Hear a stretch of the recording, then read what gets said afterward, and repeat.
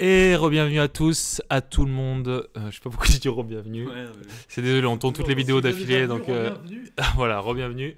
Donc aujourd'hui, Road to GM sur un match par équipe en National 3. Le club de Halo affronte encore une fois le club de Cannes, donc rebelote. Parce que vous les avez. On les a joués en Coupe de France la semaine dernière, donc le précédent Road to GM, pour ceux qui l'ont vu. Et du coup, on retourne à Cannes le week-end d'après. Donc, parce que les deux déplacements, enfin les deux matchs étaient à Cannes, donc on retourne le week-end d'après. Et on joue contre Cannes 3. Alors Cannes, évidemment, c'est un club très fort. Donc en N3, c'est leur troisième équipe. C'est un très gros club de la région. Ils ont une équipe en top 16, ils ont une équipe en National 2. D'ailleurs, ils jouent aussi l'équipe National 2 à côté. Et une équipe donc en National 3. Et d'habitude, leur premier échiquier, c'est un jeune qui s'appelle Tranamar, mais ils sont plusieurs frères, je ne me rappelle plus de son prénom. Andy, c'est le petit à 2000, qui justement avait joué contre nous en Coupe de France. Tu crois quoi en fait? Il a joué contre nous en Coupe de France, il était au 4ème contre Étienne. Bon, Étienne a fini par gagner, mais bon, c'est un bon jeune. Et je m'attends à jouer contre lui, donc je me prépare essentiellement sur ma Grunfeld parce que j'ai pas de partie à base, je jouais juste qu'il joue des 4 C4. Donc bon. Ça fait bizarre quand tu dis ma Grunfeld parce que tu la joues depuis. Non, ouais, ça joue pas depuis longtemps. Alors tu l'as pas vu encore, mais j'en ai joué une à CGS aussi. Ah, ok. Donc il y a eu un deuxième Road to GM dessus. Mais effectivement, c'est une ouverture très nouvelle pour moi. Et comme je connais pas grand chose, bah bon, je vais pas me préparer pendant des heures, mais je vais réviser une heure ou deux quelques lignes de la Grunfeld, qui évidemment seront révélées plus tard, si je les rejoue. Mais du coup, je joue pas le joueur que j'avais prévu, je joue contre Georges Vallanos. Alors il a deux prénoms, je crois, mais Marwan peut-être. Georges Marwan Vallanos. Je sais même pas qui c'est, moi. Il y a que vous qui connaissez ça. Bah alors moi, c'est un jeune que j'avais déjà joué effectivement à l'Open de Cassis, que toi aussi tu avais déjà joué à l'Open de Cassis. Et en fait, c'est un joueur libanais. Alors il vit en France, etc., mais il joue sous le drapeau du Liban. Ok. Et ok, il doit avoir peut-être 15-16 ans et il a environ 2050 élo. Donc bon, ils l'ont aligné contre moi alors qu'il ne jouait pas d'habitude en National 3, donc je suppose que de base peut-être il jouait pas trop par équipe, ou alors peut-être qu'il jouait peut-être qu'il joue en National 2 et qu'ils l'ont fait descendre pour essayer de renforcer un peu le match. Parce que là, il faut savoir que Cannes 3, alors déjà nous, comme on est premier pour l'instant et qu'on joue la montée, il faut absolument gagner tous les matchs. Et en plus, Cannes 3 est 9ème du groupe. Donc, parce qu'on a Sanary, on a une équipe en N3 et je crois qu'ils sont derniers du groupe avec. Ouais, 9ème ou 10ème, tu vois. Sur un groupe de 10, ils sont 9ème ou 10ème. Et donc, enfin, je sais plus qui y a donc effectivement, ils sont pas très bien et il y a Échec Niçois, je crois, avant ce match. Et ils sont exécutés. Donc, et ils aimeraient bien du coup essayer de nous battre pour revenir à la montée. Enfin, revenir au maintien. Donc ok, il m'envoie des 4. Je me dis, bon, bonne nouvelle, j'ai préparé un autre joueur, mais peut-être que je vais pouvoir envoyer ma Grunfeld. Donc je vois qu'il y a F6. Et quelle ne fut pas ma grande désillusion quand mon adversaire me joue K et C3. Le coup interdit. Le coup interdit. Et effectivement, les amis, ça va être un Jobava. Hein, donc a priori, alors, un Jobava pas obligé, mais bon. Donc en général, pourquoi les blancs jouent K et C3 ? Si les noirs, la sœur par exemple, si je joue G6, les blancs peuvent jouer 4. Et j'ai pas trop envie de jouer une défense pire, quoi, parce que c'est pas du tout mon répertoire. Et en plus, bon, je suis pas spécialement à l'aise dans ce type de position. Donc du coup, les noirs doivent jouer D5. Et on arrive dans ces positions. Alors, le truc le plus à la mode en ce moment, c'est l'ouverture Jobama, le London Jobama avec fou F4, que vous pouvez aussi avoir dans l'ordre de coup de fou F4 et KC3. Mais généralement, KC3, c'est un ordre de coup intéressant, surtout contre les joueurs de cavalier F6, pour leur forcer du coup à faire D5. Il n'y a pas d'autres coups là Ah ouais, non, parce que tu veux faire E4 en fait avec les blancs. Avec les noirs. Ouais, avec c'est ça. Avec les blancs, tu fais E4. Donc en fait, ça te force ce truc-là. Après, c'est pas la seule ligne possible. Mais il y a un truc que j'avais étudié à l'époque, qui est plus trop à la mode pour les blancs, mais qui est aussi jouable, c'est fou G5. Ok, c'est intéressant. Ça de Trompowski là Ouais, non, parce que les Trompowski, soit tu joues fou G5 tout de suite, soit aussi tu as des systèmes avec cavalier F3, suite fou G5. Mais ça, c'est encore autre chose. C'est encore un truc un peu différent. Ouais. Et KC3, je sais pas. Et alors, c'est le truc Veresov, je crois, la Veresov, c'est intéressant. Je sais plus comment il faut jouer honnêtement là-dessus. Peut-être soit on peut jouer avec C5, soit il y a du cavalier 4 des fois. Ouais. Je sais plus exactement c'est quoi le bon ordre de coup. J'ai acheté au championnat de France, j'ai acheté un bouquin là-dessus, sur la Trompowski. Sur la Trompowski, ok. Il y avait des lignes comme ça. Ok. Oh non, mais Ça me met très, intéressant. très bien. Il y a bientôt un switch. Hein. Un switch sur la Trompowski. Je vais devoir envoyer des Trompowski en plein Road to 2000 là. Mais il m'envoie. Tout ça pour se faire insulter par Joe tout l'idée. Ah bah là, si tu changes tout ton répertoire pour jouer à Trompowski, je crois qu'on va pas être potes, effectivement. Non, bien sûr, tout ce que tu veux. Hein, mais... Et donc là, pour F4, il me joue le jeu à London. Et bon, je suis un peu fané de voir ça parce que je voulais une partie un peu plus dynamique, mais je sais d'un autre côté que je connais bien ce qu'il faut faire avec les noirs et que les noirs, les blancs n'ont jamais aucun avantage dans ce type de position. Bon, c'est mon avis, encore une fois, hein. Il y a plein de forts joueurs qui se jouent avec les blancs, mais pour moi, c'est pas vraiment très ambitieux. Notamment Antiman, Jobava, hein, ça s'appelle le Jobava, forcément, il l'a joué plusieurs fois avec succès. Mais pour moi, l'antidote que je joue dessus est très fort, c'est de jouer C5 tout de suite. Alors il y a plein d'autres lignes possibles, hein. On peut jouer avec G6, on peut jouer avec A6 tout de suite, on peut jouer E6, fou D6 je crois, on peut jouer plein de trucs. Mais bon, je joue C5 tout de suite. Alors l'idée déjà, parce qu'il faut faire toujours attention quand il y a le fou en F4, je vais y arriver, quand il y a le fou en F4 et le cavalier en C3, il faut faire attention aux idées de cavalier B5. La fourchette petit poussin. Voilà, la fourchette petit poussin qui peut faire des ravages chez les petits poussins, justement. Je rigole, mais tu joues ça quand t'as moins de 10 ans. Ouais, je te jure, je devrais apprendre ça à mes élèves, peut-être. Et non, mais déjà, de l'autre côté, avec le 4-5, je te jure, c'est les terrifiant. jeunes de Sanary vont tous passer au PACA. Là. Non, mais en vrai, quand t'apprends... En fait, tu peux apprendre ça à un jeune et ça va lui faire des garnis et des parties sur le coup. Il vaut mieux lui apprendre à jouer des échecs normaux parce que sur le long terme, ça sera plus utile pour lui. Quoi. Mais effectivement, ça peut être très piégeux. Et donc, C5, on peut se demander qu'est-ce qui se passe sur cavalier B5. Mais en fait, cavalier B5, c'est pas bon ici parce qu'il y a échec. Le cavalier doit déjà repartir parce qu'il y a une fourchette. Donc ça, ok, ça je sais que c'est pas bon. Et ici, sinon, il y a deux coups. On va commencer par le coup E3. Et donc E4, c'est le coup qui m'a joué dans la partie. Ah ok, bon, alors E3 d'abord. Voilà. Okay. Donc E4, c'est le coup de la partie, on va en parler. Mais E3, c'est intéressant aussi. Et là, en fait, on peut prendre en D4 d'abord. Si on joue A6 d'abord, il y a des options supplémentaires pour les blancs à base de D prend C5 qui sont assez compliquées. Donc en fait, on peut prendre en D4. Pourquoi ? Parce que même si maintenant on se dit cavalier B5, j'ai protégé le caponnet, mais en fait il y a échec quand même. Sur C3, on joue D prend C3, on n'a pas peur. Par exemple, cavalier C7, roi D8, cavalier prend A8, on prend B2. Ça a l'air convaincant. Et ça a l'air très convaincant. Donc en fait, en général, c'est pas C3 le coup que les blancs ils tentent. En fait, en général, les blancs ils tentent B4. Ici. J'ai déjà joué plusieurs fois ce truc-là en ligne. Il y a des mecs qui tentent ça, même des mecs assez forts, mais objectivement, c'est juste perdant pour les blancs. Hein. Donc c'est un truc de blitz, quoi. Dame prend. L'idée, c'est que maintenant, sur C3, D prend, on va pouvoir avoir du tour B1 ou du A3, je crois. Donc échec, roi D8, peut-être du...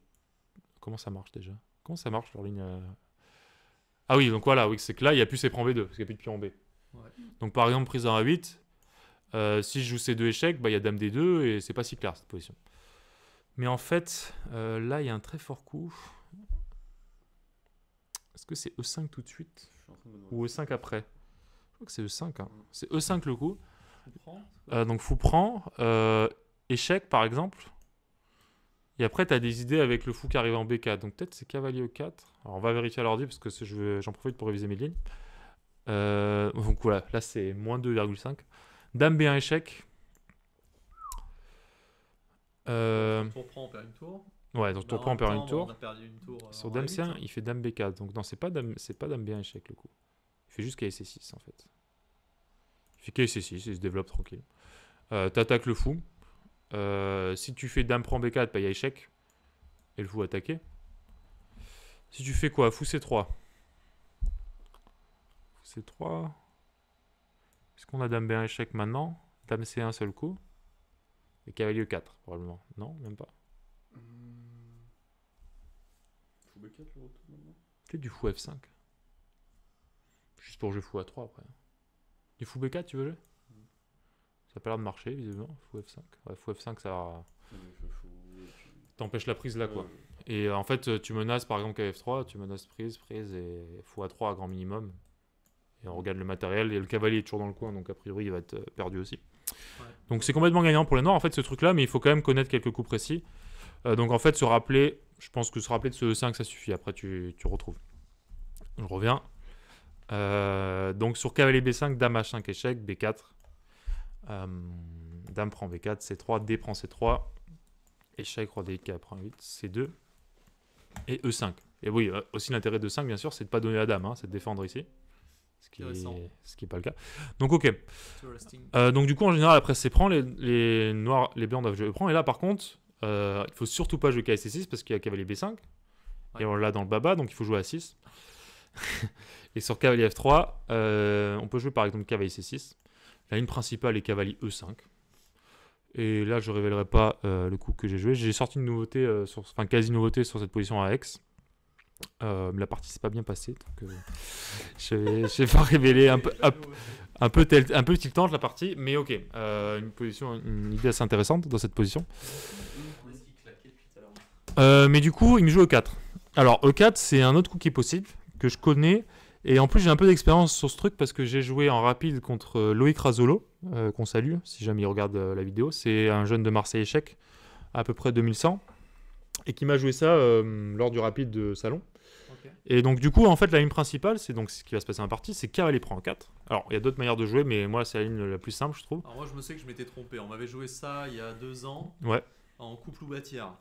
C'est une coupe qui est ouverte aux joueurs qui ont qui avaient moins de 1800 ou moins de 1700. Moins de 1700, c'est moins de 1008 maintenant. Voilà, avant le rajout là, des points. Et je m'étais trompé directement, je crois que j'avais pris en D4. Alors pion prend, ouais, c'est un peu risqué parce que du coup après dame prend, il y a pas mal d'activités déjà. C'était compliqué, et ou alors c'est jouable, hein. Du pion E4, il m'avait fait F3, peut-être ça. Ah, c'est F3 le coup? J'ai toujours pensé que c'était D5. Parce qu'en fait, comme je connais pas des prends 4 vu que je joue toujours qu'à prend.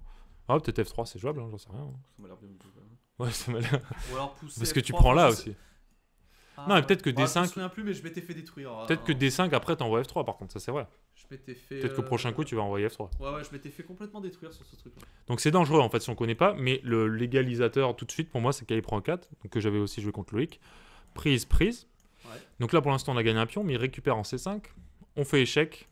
À noter que dame prend D1 est une ligne aussi, hein, okay. Mais bon, moi je préfère garder les dames, du moins pour l'instant. Dame à 5 échec, C3. Dame prend C5, on peut se dire on a gagné un pion, mais les blancs récupèrent avec la même méthode, c'est marrant. Et donc contre Loïc, j'avais également joué G6 que j'ai joué dans la partie. Cavalier F3, fou G7. Okay. Et lui m'a joué Dame E3 rapidement, qui est en général assez logique. Bon là on menace une petite tactique là, donc. D'ailleurs. On parlait d'Anthony Mann tout à l'heure qui joue ça avec les blancs, il a perdu 12 coups dans cette position. Il s'est pris fou prend C3. C'est vrai? Ah oui, j'ai vu cette partie. Ah, il s'est pris fou prend très plaisir. J'ai vu ça sur un réel. Ouais. Ok, donc ça je sais pas, belle anecdote. Et donc effectivement, Loïc m'a joué Dame E3. Et en fait, on rentre dans ces finales assez intéressantes où bon, c'est relativement équilibré, mais effectivement, on a le 3 contre 2 de ce côté. Terrifiant. Contre le 4 contre 3 de ce côté. Donc c'est assez intéressant en fait, c'est assez dynamique.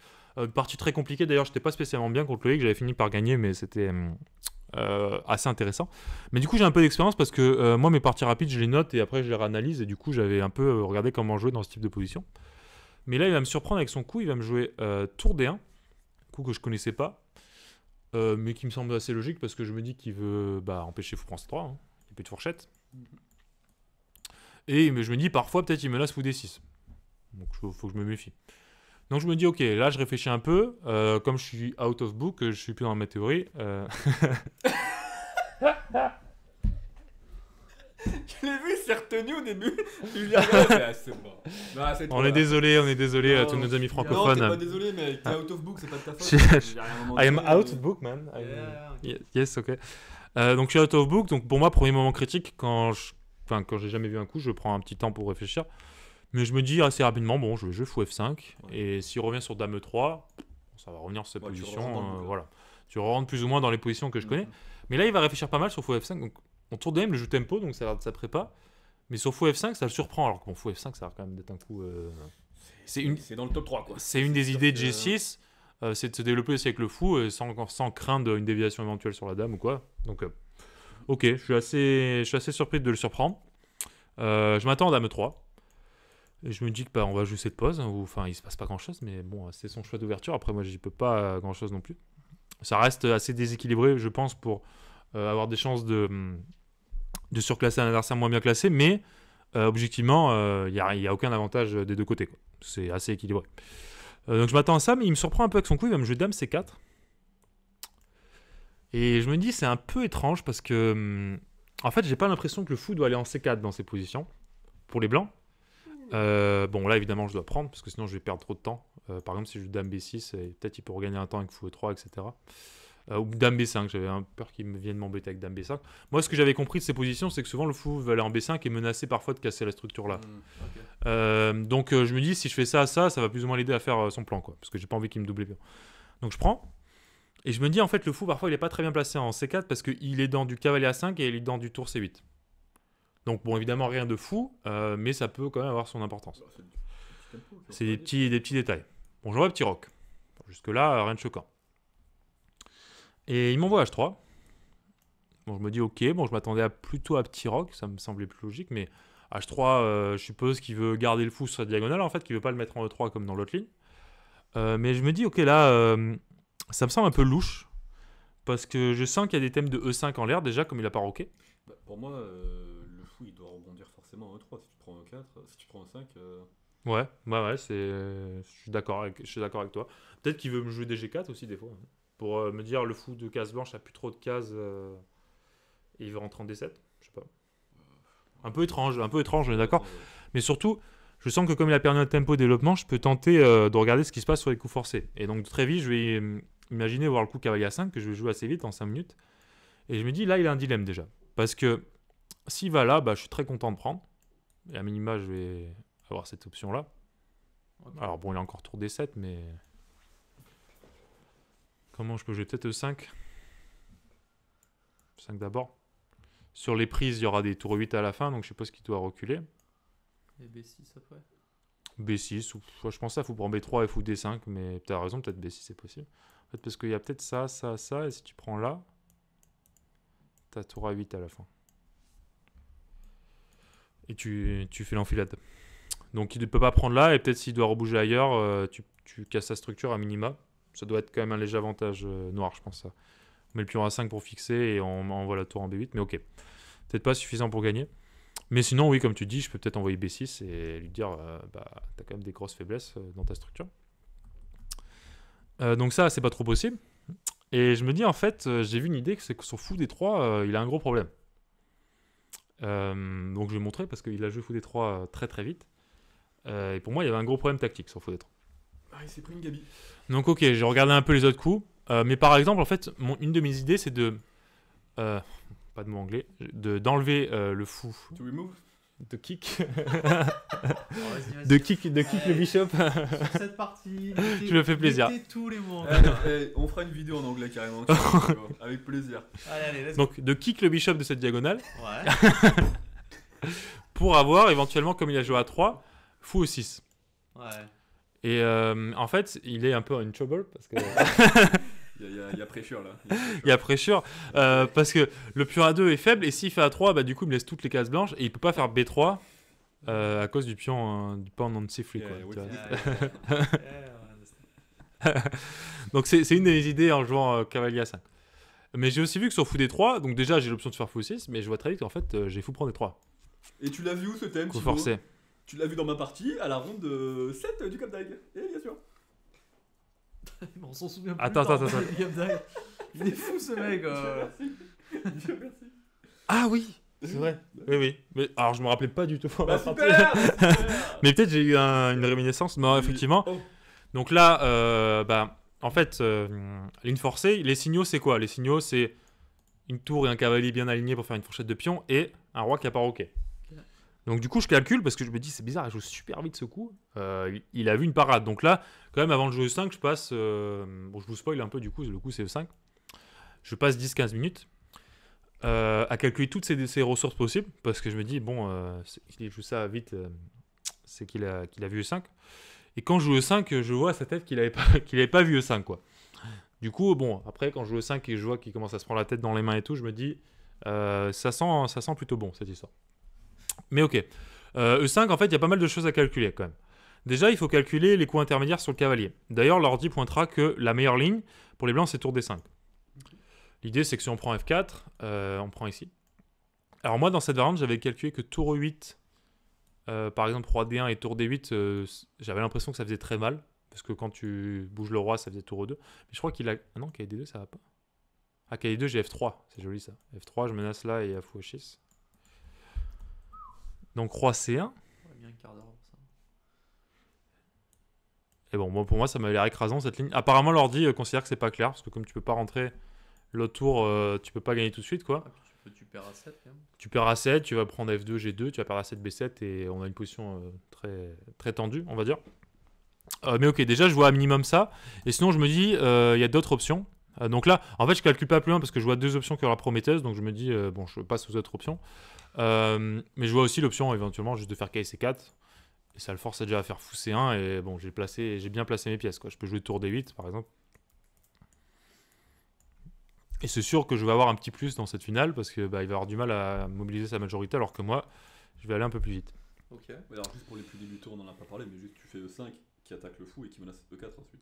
Oui, bien sûr. Excusez-moi, là c'est vrai que je suis allé un peu vite. Donc déjà, je joue E5. Alors ça a l'air de donner un pion, mais il y a un roi aligné, donc il peut y avoir des tours qui arrivent. Et si le fou bouge, je vais jouer E4, évidemment. C'est pour ça que je parlais de ma partie à round 7, du cas où je m'étais pris ce vieux trick. T'avais un peu oublié ça, ouais, effectivement. Ça me revient maintenant.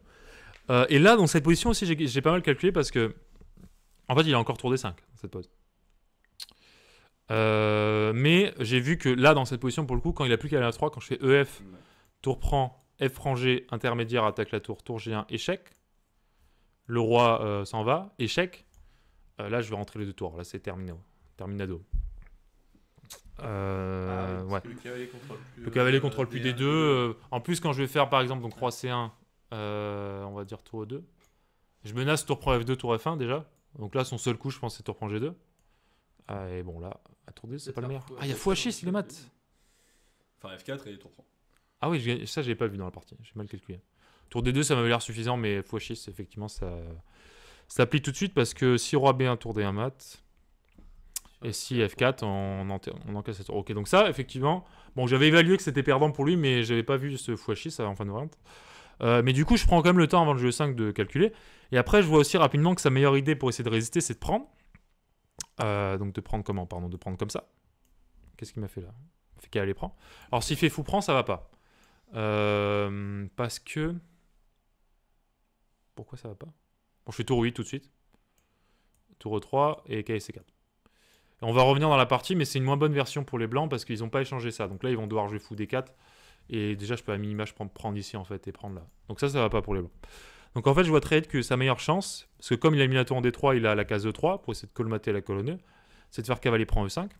Ouais. Avec l'idée, si je fais tour E8 tout de suite, peut-être il a tour E3. Sauf que l'autre problème pour lui, c'est que j'ai le cavalier qui arrive en C4. Donc ok, je joue fou prend E5. Fou prend. Tour E8. Je joue tour F8 assez vite. On va voir après qu'en fait, c'est une sérieuse imprécision. On va voir pourquoi. Donc en fait, pourquoi tour 8 c'est si fort? Parce que bon, je menace le fou qui est cloué. Si je joue F4, évidemment, je vais attaquer avec le pion, le fou, et je vais le gagner. Là, si voilà, il me contre-attaque, je peux juste bouger. Pareil, là, s'il me contre-attaque d'abord, ça je calcule quand même dans la partie, mais je vois KC6, j'attaque une deuxième fois et je vais jouer F6. Et évidemment, le coup qu'il faut calculer, c'est tour E3, et avoir vu qu'il y a cette fourchette en C4.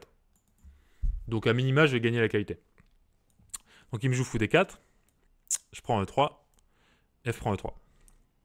Et ok, ça j'ai un peu sous-estimé, je pensais qu'il allait jouer avec fou prend E3, mais en fait F prend E3, ce qu'il a fait, c'est bien joué, c'est plus fort parce que ce fou en D4 va du coup fermer les colonnes. Et lui, il a absolument besoin de fermer les colonnes de manière solide. Donc en fait, après coup, et après l'analyse de notre ami Siliconé, le meilleur coup c'est tour A8. Stockfish. C'est une c'est une expression. Le monstre de silicone, c'est l'ordinateur, tu connais pas? Il m'a regardé en mode, il parle de qui ce malade? Oh, je suis mort. Mais qu'est-ce qu'il a? Tu connais pas? C'est dingue. Tu connais pas l'expression? Je connais 2-3 coachs à Cannes, mais pas Siliconé. Bon, l'idée c'est d'avoir F5 F4 là en fait. Ouais, en fait, c'est ce truc-là. Donc tour A8, ça paraît pas logique parce qu'on se dit bloque le tour, mais bon, la meilleure variante pour lui, c'est toujours tour E3, KC4, fou D4, KE prend, F prend. Et là, du coup, on a F5 suivi de F4 avec tempo. Parce qu'on a les 2 tours bien placés pour F4. Donc il n'a pas le temps, par exemple, s'il veut roi D2, je fais F4 tout de suite. Ouais, ok, je vois l'idée de Siliconé.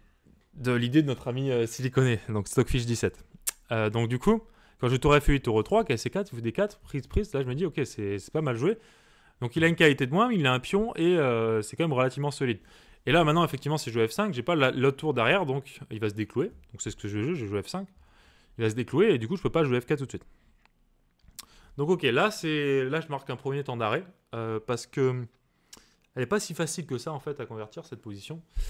Bon, je sais qu'a priori, déjà, j'ai aucun risque de perdre et que bon, je vais presser pour gagner, mais il faut quand même trouver un plan concret parce que quand on a une qualité de plus, évidemment, c'est quoi notre premier réflexe?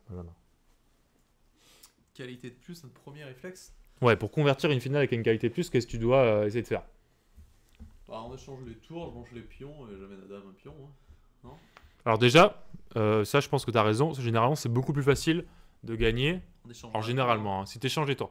Alors ça c'est vrai dans les cas où tu as du matériel en plus. Hein. Par contre, si tu as tour contre fou de pions, faut être bien sûr de toi, parce que selon où sont les pions, ça peut être dangereux. Mais effectivement, quand tu as du matériel en plus, je pense qu'échanger une paire de tours va me faciliter. Mais déjà pour échanger... Et il faut créer une colonne ouverte, du coup. Ouais, voilà. Alors, mettre les pions sur blanc ou sur noir, pour moi, c'est pas clair. Parce qu'en fait, si tu les mets sur blanc, c'est vrai que le fou peut pas les attaquer. Mais si tu les mets sur noir, encore une fois, toujours l'éternel dilemme, tu restreins ce fou. Donc, c'est pas bête non plus de les mettre sur noir, je pense. D'ailleurs, je me suis posé la question longtemps, comment il fallait que je mette mes pions.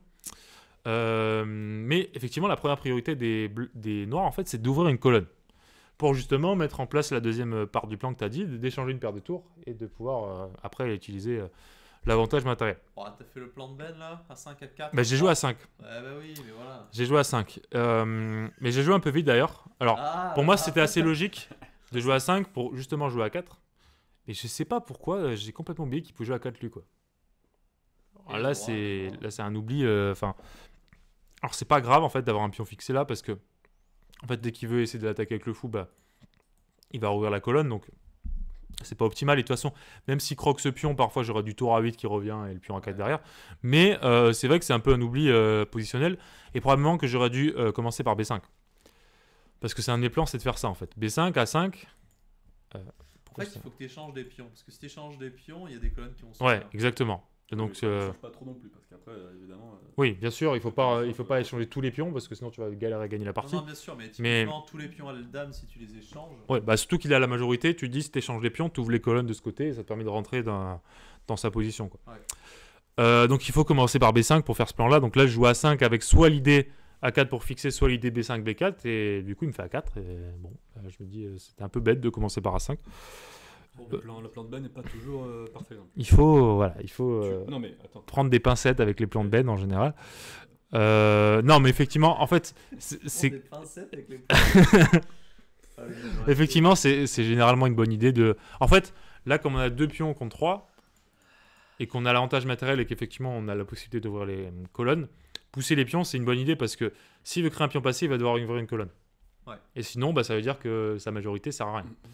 Donc je dois pousser ces pions, ça c'est sûr. Mais en fait, il faut commencer par B5. Donc A5, pas terrible. Donc là, en fait, j'ai peut-être pas trop passé de temps. En fait, A5, j'ai joué en 2-3 minutes et j'ai regretté après. A4. Et là, du coup, je vais passer un peu plus de temps parce que je me dis, mince, comment je passe quoi. En fait, le premier plan que je voulais faire, c'était de jouer pour B5. En fait, je me suis dit, j'ai vu rapidement A4 quand je joue A5. Je me suis dit, bon, ça va m'aider, je tour B8, B5 et j'ouvre la colonne B, tu vois. Mais sauf qu'en fait, je me suis rendu compte que quand je fais tour B8, il va me faire C4 et bonne chance pour ouvrir la colonne B, quoi. Donc, pas optimal. Pas optimal de ma part, donc j'envoie tour E4. Je me dis que la tour peut être pas mal placée. Parfois, je peux doubler ici. Je peux menacer F4 aussi, éventuellement, pour essayer d'ouvrir de ce côté. Et avoir un œil sur le pion A4 si jamais le fou veut me faire des petites folies. Donc, il m'envoie tour F1 assez vite. Bon, il doit empêcher cette rupture, je pense, avec F4. Il n'y a pas le choix. Parce que si, par exemple, il me joue, je sais pas, B3, que je joue F4, roi D3, je fais tour E8. Il n'aime pas l'ordi F4, c'est bizarre. Bon, ça m'a l'air très naturel, moi, pour la ligne. Ouais, enfin... Qu'est-ce qui l'embête sur F4? Pourquoi il est... Ouais, non, il change d'avis. Ok. Donc, il joue tour F1. Alors, l'autre plan possible pour bloquer, c'est G3. Et j'ai imaginé un truc comme ça où il fait G3 suivi d'H4, parce que moi, en fait, je voulais jouer H5 ici. Et d'ailleurs, j'espérais qu'il joue ça, parce que pour moi, ça me facilitait la vie. Donc, on se dit H5 pour jouer H4. Mais H4. Donc, les blancs jouent H4. Mais en fait, même s'il a l'impression d'avoir fixé mes 3 pions, c'est une excellente nouvelle pour moi, cette structure, parce que... Tour G4, non. Ouais, déjà tu vas jouer tour G4, mais oui, effectivement, tu vas jouer pour la colonne G. Ouais. Donc oui, tu vas aussi pouvoir passer la tour en G4, mettre l'autre tour en G8, à un moment donné jouer G5, ouvrir la colonne G et le pilonner sur le pion, sur le pion G3. Ou un H8. Alors attention, H8. Ah, oui. Mais en fait, non, mais même en G8, parce que quand tu vas prendre en G5, tu vas défendre. le pion. Oui. Donc, si tu as une tour là et l'autre tour en G4, tu vas l'encaisser ce pion. Donc, c'est ça, en fait, mon idée aussi quand je joue tour A4. En fait, j'essaye un peu de l'inciter à jouer G3. Mais il va bien jouer, il va jouer tour F1. Il va pas toucher à ses pions. Je joue tour 8. Il m'envoie roi D3. Bon, c'est très logique. Et je joue H1. En fait, ce qui m'embête aussi avec tour F1, c'est que j'aimerais bien centraliser mon roi. Pardon, pas là. Mais si je joue roi F7 trop tôt, bah, peut-être qu'il m'envoie G4. Et je suis pas. Alors là, pour le coup, la ligne qui va s'ouvrir, je suis pas sûr que ça soit forcément mon avantage. Parce que, par exemple, après roi E6, GF, GF, tour G1, il est avant quoi, sur la colonne G. Je peux pas la contester.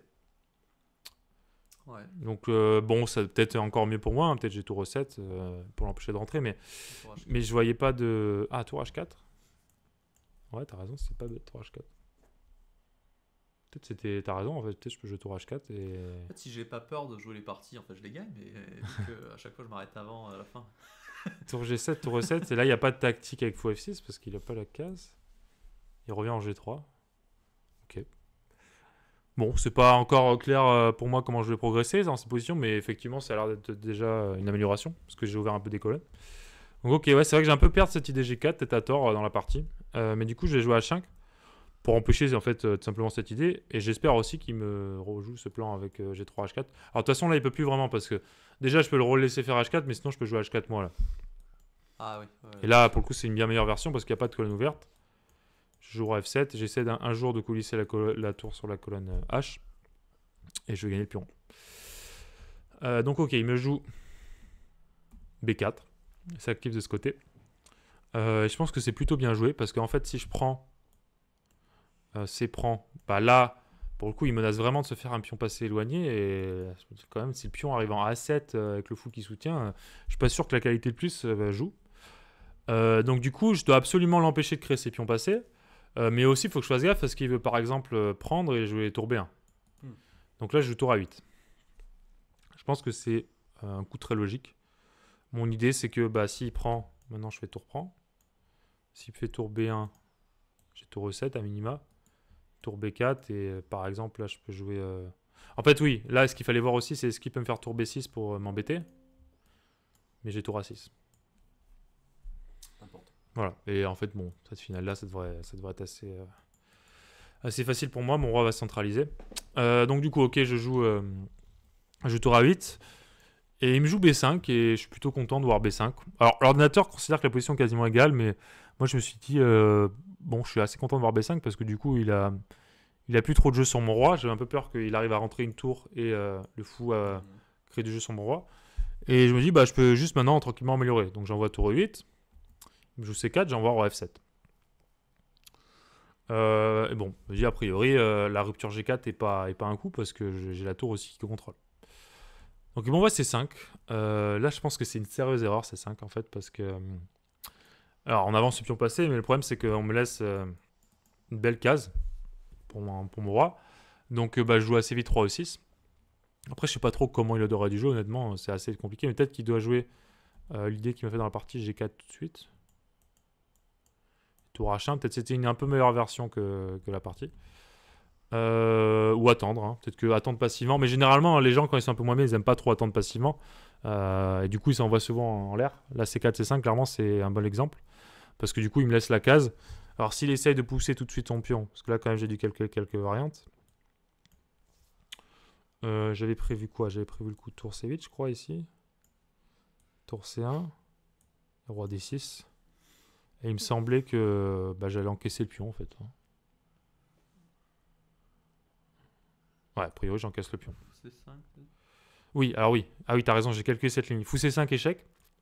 Parce que ce roi prend C6... Ah, mais d'ailleurs, j'ai même plus de découverte. J'ai pas de tour sur la colonne. Mais ok, en fait, je peux jouer roi D5 maintenant. En fait, je peux pas jouer roi D5 maintenant. Parce qu'il me fait échec et éventuellement l'encaisse. Par contre, si je roi là, ça c'est un truc que j'ai calculé dans la partie. Fou là, maintenant roi là. Et il a plus la case pour la tour. T'as raison, peut-être tour C5 tout de suite, c'est... Enfin, pas tout de suite, mais... Genre maintenant? Ouais. Ouais, bien sûr, ouais. Bah, c'est probablement... De toute façon, comme il va perdre C6, c'est probablement sa meilleure chance. Je prends, il prend. Je sais pas ce que je dois passer derrière. Il aime pas. Tour 5, il aime pas. Bon, je peux tour 5. Tour 8 et je sais pas, tu reviens... Ouais, tu reviens en jeu.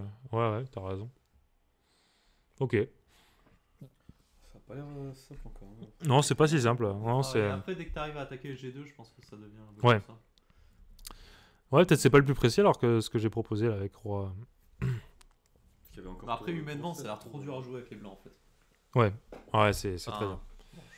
Mais en soi, je trouve que ce qu'il joue avec C4, C5, c'est logique. Il va essayer de créer un pion passé, ça a l'air de donner un peu de jeu quand même. Ouais, mais là, bon, alors moi en fait, je pensais que son idée c'était de jouer Roi C4 pour empêcher la case et je me dis c'est pas si clair parce que là, maintenant qu'elle va faire C6, peut-être le roi va rentrer et tout, tu vois, ou s'il y a un échange, il va rentrer en B5. Donc là, je me dis c'était vraiment pas mal en fait. Donc C4, C5, j'ai un peu peur dans la partie. Peut-être qu'il va même B6 pour te fixer là, il fait roi B5 et là, t'as plus aucune colonne verte, il a une grosse pression sur A5. Ouais, mais alors là, j'ai vu un coup très fort. C'était pas F4 ? Non, pas tout de suite. Genre, je voulais jouer tour D8 pour préparer F4, je crois. Avec l'idée tactique, c'est par exemple B6, comme tu mentionnais, je fais F4. Et s'il fait tour prend F4, je fais tour prend D4 échec. Et le pion est surchargé. Pion prend, tour prend. Ça gagne. Ça gagne. Bon, on va éviter. Ouais, échec. C'est cloué. Ouais, c'est cloué. Donc, ouais, C6, pion prend, B7, tour F8, ça va gagner tranquille. Tranquille. Donc, du coup, ok, mais ça, j'ai vu. Ça, j'ai vu cette idée-là, ce roi C4. En fait, j'aurais joué tour D8. Et je trouvais qu'il était emmerdé par F4. Ouais, G3, tu joues H4. Et tu vas garder les mêmes idées. D'ailleurs, sur G prend, tu vas même pas prendre, tu vas jouer F4. Hein. En fait, du coup, tu gardes ce souci-là. Mais il va me jouer G4. Et bon, je me dis G4, à mon avis, c'est le début de la fin parce que. Alors, certes, tu ouvres les lignes pour la tour en H1, mais tu ouvres surtout les lignes pour moi et bah, le fou va perdre sa stabilité. En fait, une fois que le fou perd sa stabilité, que j'arrive à jouer le coup F4, pour moi, la position blanche s'écroule. Parce que les tours vont être trop actives et raser tous les pions. C'est toujours l'idée peut-être de rendre la qualité au bon moment. Ouais, si vraiment, bien sûr. Mais là, du coup, donc je prends, tour prend. Donc déjà, j'ai qualité nette de plus maintenant parce que j'ai récupéré mon pion. Il me joue tour H1. Et là, j'envoie F4. Je pense que c'est un coup qu'il a sous-estimé. Peut-être qu'il a que pensé à roi D5. Et roi D5, bon, évidemment, ça l'aide pas mal parce que quand je joue tour H7, il attaque et en plus, il va me faire un échec derrière. Mais en fait, F4, c'est très fort parce que bah, j'enlève la protection de son fou. Alors, s'il me joue E4, bah, déjà, j'ai un pion passé. Et je pense que je peux jouer avec par exemple tour D8. Alors comment je voulais jouer déjà ? F3 ou tour D8 ? Non, je voulais faire échec. Attends, j'avais vu une variante. Ah oui, échec et tour A3. C'est ça que j'avais vu. Et bon, là, je vais commencer à croquer quoi. Croque. Je croque. Donc là, E4, ça va pas. Donc il m'envoie tour H7. Mais j'envoie assez vite F prend E3. Intermédiaire. Et bon, là, la partie est terminée. Parce que si par exemple, il prend B7, bah maintenant je vais jouer tour D. Ah bon, je joue pas tour D8 ? Ah non. Non, je prends le fou et oui, j'ai calculé. Au début, je me suis dit tour D8. Et après, je me suis dit pas clair, des fois, les deux pions là, ça m'embête un peu. Après, j'ai vu ça, j'ai vu prise. On reprend et E2. Et il a pas de retour. Tour B6, on va jouer à F5 par exemple. Et on gagne facile. Donc ça, j'avais vu. Du coup, il va prendre B7, donc il prend E3. À noter que je menace aussi tour D8, hein, pour le coup. Ou tour prend D4. Et après tour E7, bah, il va abandonner parce que bah, la partie est terminée. S'il échange, donc je menace le pion. Par exemple, il essaie de rebloquer, je joue roi E6. Je vais venir en D5. S'il me joue roi C4, bon, tout gagne, mais je pense que je vais commencer à pousser lui. Et... Ouais, tu peux prendre le fou. Hein. Bon. Ah, tu penses que ça gagne ça ? Pas sûr, hein. Pas tout de suite. Hein. Ah ouais. Parce que il va se faire son pion passé aussi quand même. Donc G5, roi E4. Je fais quoi, G4 ? Ouais. Ah, mais surtout qu'en plus, quand tu vas faire roi E4, tu auras C6 pion prend et B6. Ah oui, c'est ça que j'ai raté. Ok, oui. Non, mais en fait, même là, hein, même si tu prends là, c'est nul ça. Le roi est trop proche, je crois. Attends, c'est nul ou pas ? Parce que roi c'est ça. Pour la culture. Ah, tu vois, c'est nul aussi. Alors B6, non, B6, ça doit perdre. Ah, B6, en fait, tu reviens. Ouais, parce que roi D6 et après, tu peux pousser le pion C. Non, effectivement, ça c'est nul, mais à un temps près, je pense. Prise. Roi prend G4, roi C5, roi F3. Ouais, là, tu reviens. Okay. Il te manque un temps pour faire ça. Ouais, mais du coup, tu fais B4 intermédiaire et tu fais ton point après, ça doit être. G5, pardon. Oui, bien sûr. Bah, si tu le fais, si tu le fais dans le bon tempo. Ah oui, tu veux dire que dans la finale. Mais non, ça change rien en soi. Que le pion soit plus avancé à G. Ouais, c'est ce que lui fait. Après, de toute façon, déjà, il est quasi zug là. Parce que s'il fait roi C3, je rentre le roi. Et s'il fait B6, bon, B6, il va s'enlever le. Ouais, tour prend là cette fois. T'es sûr ? Ouais. Attention, il menace C6 après. Hein. Non, mais tu fais roi D7. Tu passes par en bas en fait. Vous êtes sûr On reprend. 3D7. Je suis sûr de moi, mec. Bon, ça devrait gagner ça. Voilà. G4. Je peux pousser ou faire assez vite comme tu veux. Ah, roi D4, il joue, ok.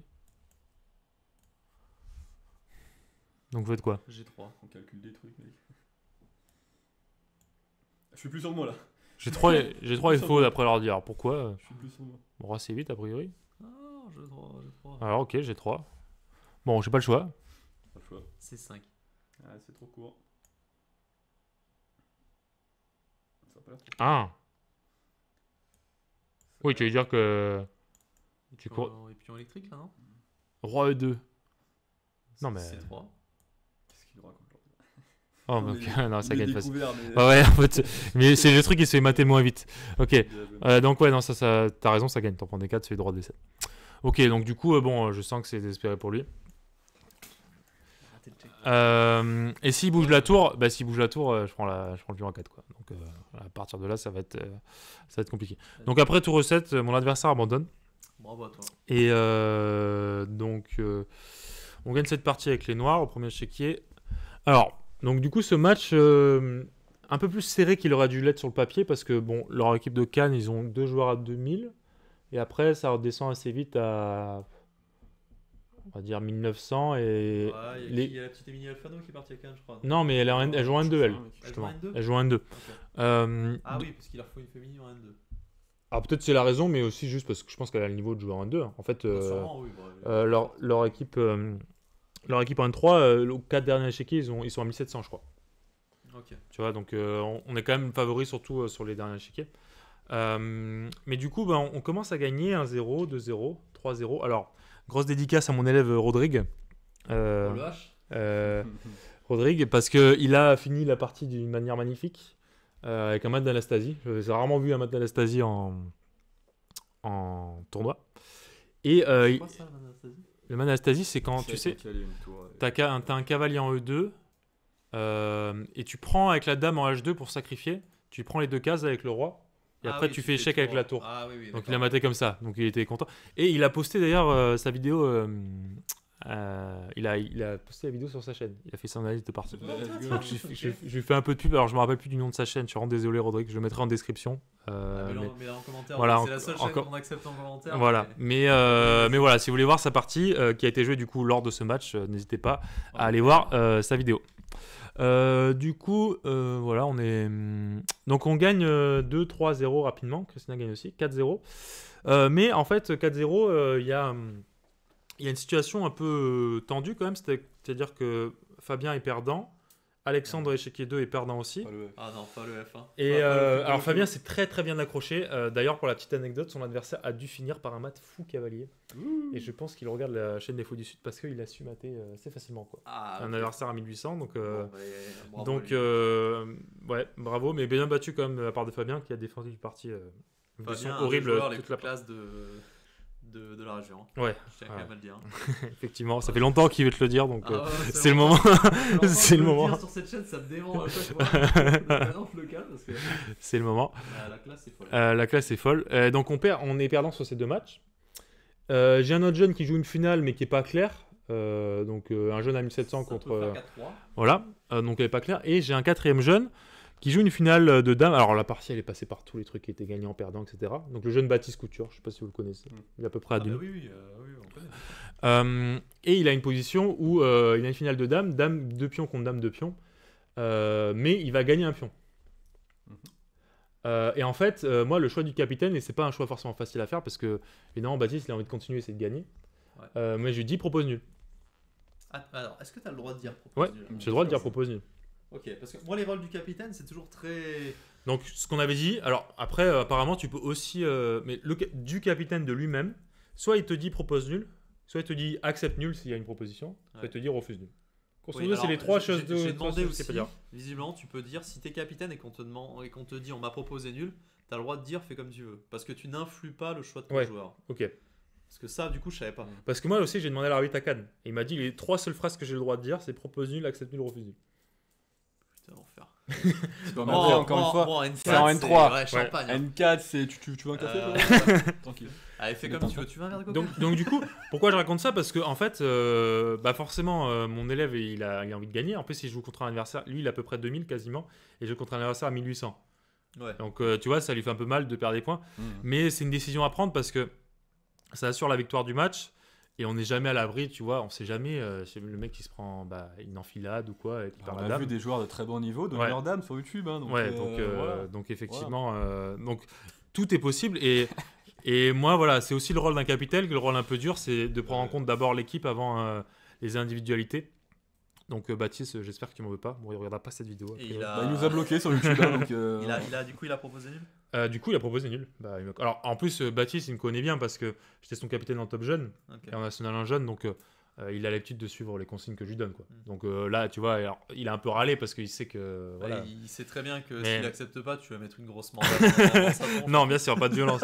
mais il sait qu'en général, si je lui dis de proposer nul, c'est que j'ai bien compris qu'il était mieux, mais que c'est pour le match. Donc voilà, donc du coup on gagne le match 4,5, donc on a 4,5, donc le match est gagné. Au final on perd 2 échiquiers et mon autre jeune gagne aussi, donc on gagne 5-2. Bon. Et Baptiste a le démon. Mais Baptiste a le démon, mais bon, quand même dédicace à lui parce que en fait il a joué en N4 aussi le samedi. Parce qu'en gros il avait loupé un week-end et du coup tu as le droit de jouer. Vous avez une équipe en N4 ? Ouais, on a 2 équipes en N4 nous. Il avait loupé un week-end et du coup il avait le droit de jouer un match de plus en N4 et en N3. Ok. Et il a gagné sa partie, je crois, contre Sébastien Kolb de Salon, un joueur à 1900. Du coup, il passe quand même les 2000, il était à 1998, tu vois. Okay. Donc, il passe quand même les 2000, donc tout va bien dans le meilleur des mondes. Il termine son road to 2000, lui. Voilà, il termine son road to 2000. Là, je crois que prochain Elo, il passe à 2001, tu vois, un truc comme ça. Mais voilà, c'est le genre de décision que quand vous êtes capitaine, il faut prendre à mon sens. Alors, évidemment, s'il est complètement gagnant, genre qu'il a une tour de plus, je ne vais pas lui dire propose nul. Tu vois, c'est quand même. Mais là, c'est dans une finale où, en fait, je pense qu'objectivement, elle est nulle la finale aussi. Dame de pion contre dame à pion, elle est théoriquement nulle. Évidemment qu'il y a des chances de la presser, mais je préfère assurer le match tout de suite. Là, c'est l'équipe avant tout. Hein. Ouais. Moi, je suis très. Donc voilà. Donc on gagne ce match. Alors nos concurrents directs, malheureusement, gagnent aussi leur match. Riviera, il y a Riviera et il y a Brignoles en troisième. Okay. Donc Vous les avez déjà joués ? On les a pas joués encore. Donc il y aura de la. Ils vont tout gagner aussi. Il y aura des baffes à distribuer. Alors Riviera a fait une nulle. Merci Sanary d'ailleurs. Oui, Sanary a arraché un match nul contre Riviera. Et il a gagné le reste de ses matchs. Avec un 2000 au premier échiquier. Ouais. En plus sans leur meilleur joueur Enzo. Et donc du coup ils ont un point de moins que nous. Et Brignoles a perdu, je crois, contre Riviera et a gagné tout le reste. C'est terminé.